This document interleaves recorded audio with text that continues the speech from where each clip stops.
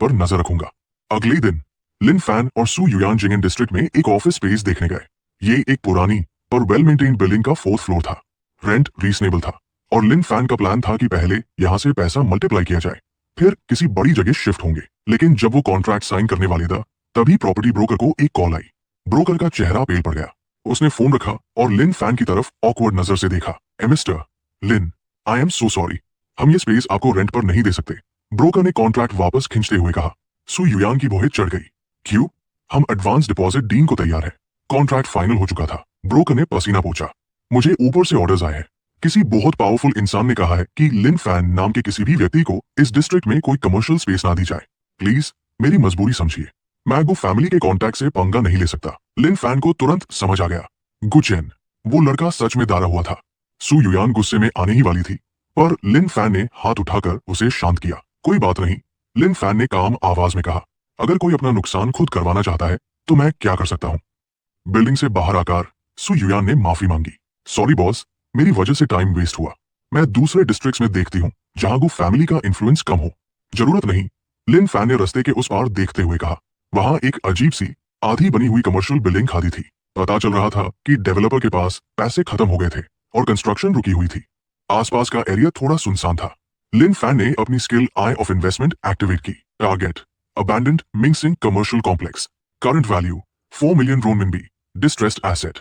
Future potential 30 days plus 500% growth. Reason अगले 4 दिनों में गवर्नमेंट इस एरिया को नया tech hub says special economic zone declare करने वाली है। यहाँ मेट्रो स्टेशन का नया ब्लूप्रिंट पास हो चुका है जो कल पब्लिक होगा। लिन फैन के चेहरे पर एक शार्प स्माइल आ गई। गुचेन ने उसे एक नॉर्मल बिल्डिंग रेंट करने से रोका, पर अनजाने में उसे एक ऐसी गोल्ड माइन की तरफ धकेल दिया जो उसे रातों रात आमिर बनाने वाली थी। युयान, लिन फैन ने उस आधी रुकी हुई बिल्डिंग की तरफ इशारा किया। इस बिल्डिंग के ओनर को ढूंढो, वो कंप्लीटली बैंकक्रप्ट होने की कगार पर है। हम इस बिल्डिंग को रेंट नहीं करेंगे, हम आईसी सीधा खरीदेंगे। खरीदेंगे? सू युयान थोड़ी शॉक थी, पर उसने तुरंत अपने एनालिस्ट को इशारा किया। बॉस, ये एक डेड प्रोजेक्ट है, यहाँ कोई नहीं आता। आज नहीं आता, लिन फैन ने कॉन्फिडेंटली कहा, पर अगले एक हफ्ते में ये शंघाई का सबसे एक्सपेंसिव एरिया बनने वाला है। मेरे पास 10 मिलियन है। 4 मिलियन इस बिल्डिंग के लिए ऑफर करो और बाकी के पैसे हम इसके अंदर के इंटीरियर और अपनी कंपनी के सेटअप में लगाएंगे। जिन लोगों ने हमें आज रिजेक्ट किया है वो कल इस बिल्डिंग में रेंट पर आने के लिए भीख मांगेंगे। सू युयान ने लिन फैन की आंखों में वो आग और कॉन्फिडेंस देखा। उसने बिना कोई और सवाल किए अपना सिर हिलाया। यस बॉस, मैं अभी डील फाइनल करती हूँ। गुचेन को लग रहा था कि उसने लिन फैन का रास्ता ब्लॉक कर दिया है, पर उसे नहीं पता था कि उसने जेनेसिस कैपिटल की एक ऐसी नींव रखने में मदद कर दी है जो आगे चलकर पूरे गो एम्पायर को हिला डीन वाली थी। सू युयान की एफिशिएंसी का कोई जवाब नहीं था। सिस्टम द्वारा भेजी गई ए ग्रेड मैनेजर होने के नेट उसने अगली 24 घंटों में उस डिस्ट्रेस्ड एसेट मिंगसिंग कमर्शियल कॉम्प्लेक्स के ओनर को धुंध निकला। ओनर कर्जे में डूबा हुआ था और बैंकक्रप्ट होने की कगार पर था।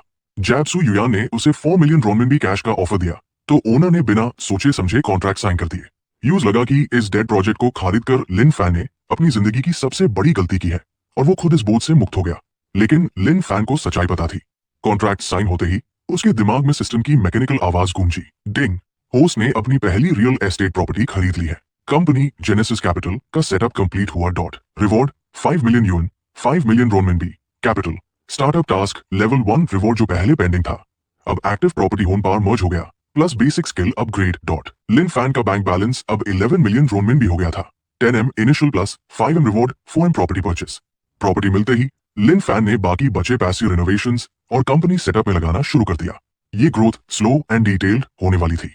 उसने टॉप आर्किटेक्चर फर्म्स को कांटेक्ट किया ताकि वो इस अबैंडन बिल्डिंग को एक मॉडर्न फ्यूचरिस्टिक टेक हब में बदल सके।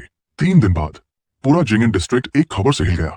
शंघाई गवर्नमेंट ने एक अर्जेंट प्रेस कॉन्फ्रेंस बुलाई और अनाउंस किया कि मिंगसिंग कॉम्प्लेक्स के आसपास के एरिया को tech hub special economic zone says declare किया जा रहा है।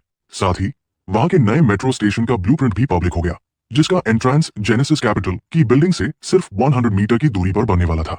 रातों रात उस बिल्डिंग की वैल्यू जिसे लिन फैन ने सिर्फ 4 मिलियन में खरीदा था मल्टीप्लाई होकर 25 मिलियन रोनमिनबी के ऊपर चली गई।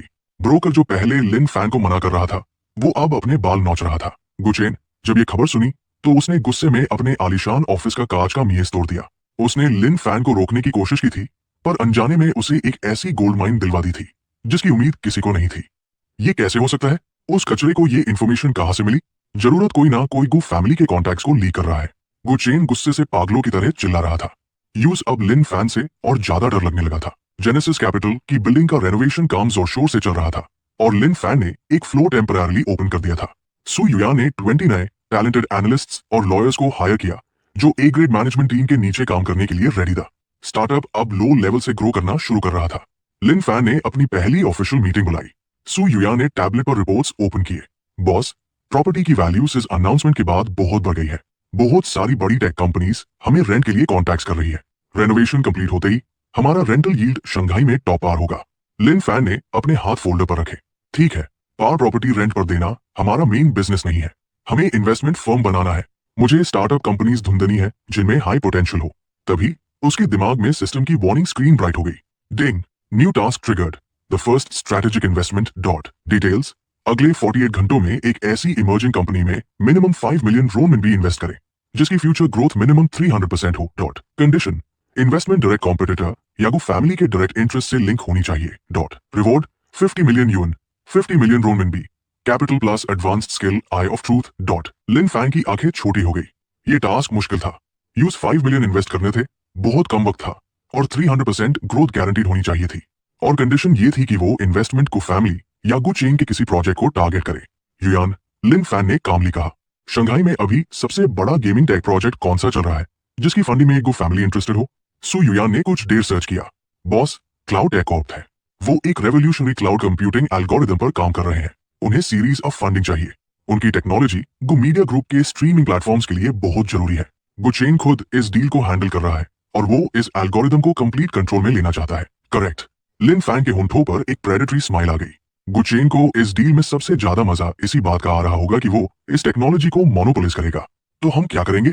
हम क्लाउड टेक कॉर्प को फंड करेंगे, पर मोनोपोली के लिए नहीं बल्कि ओपन सोर्स करने के लिए। हमको फैमिली की मीडिया डोमिनेंस को डायरेक्ट चैलेंज करेंगे। सू युयान थोड़ी शॉक थी। Open source? बॉस, इसे डायरेक्ट प्रॉफिट कैसे मिलेगा? और 300% ग्रोथ? पैसा डायरेक्टली नहीं मिलेगा, लिन फैन ने कहा। लेकिन जब मोनोपोली खत्म होगी तो हर मीडिया कंपनी इस एल्गोरिदम को उसे करेगी। क्लाउड टेक कॉर्प का वैल्यूएशन डायरेक्ट जंप करेगा। ये एल्गोरिदम हार्डवेयर ऑप्टिमाइजेशन में भी उसे हो सकता है। मैं अपनी एबिलिटी यूज करूंगा। लिन फैन ने आई ऑफ इन्वेस्टमेंट एक्टिवेट की और सू युयान के सर्च रिजल्ट्स पर लुक डाला। Target cloud tech corp, current value 10 million RMB, future potential 30 days without Go family monopoly plus 400% growth. Reason, their algorithm can optimize any data stream by 90%. 5 million RMB capital चाहिए cloud take को? लिन Fan ने पूछा। N, उन्हें minimum 5 million funding चाहिए ताकि वो अगले 2 साल सर्वाइव कर सके। सू युयान ने रिप्लाई किया। गु चैन उन्हें फोर्स कर रहा है कि वो पूरी कंपनी गु मीडिया को बेच दे, ना कि फंडिंग लेन। सू युयान ने रिप्लाई किया। परफेक्ट टाइम है स्ट्राइक करने का, लिन फैन ने कॉन्फिडेंटली कहा। मैं गु चेन की इस स्ट्रैटेजिक डील को सैबोटेज करूंगा, उन्हें ओपन सोर्स फाउंडेशन के लिए डायरेक्ट फंड दूंगा और क्लाउड टेक के डेवलपर्स को वो फ्रीडम दूंगा जो गु चेन उनसे खींच रहा है। जेनेसिस कैपिटल अपनी पहली स्ट्रैटेजिक इन्वेस्टमेंट अगले 24 घंटों में फाइनल करेगी। गु फैमिली को दिखाना है कि शंघाई में नया प्लेयर आ गया है।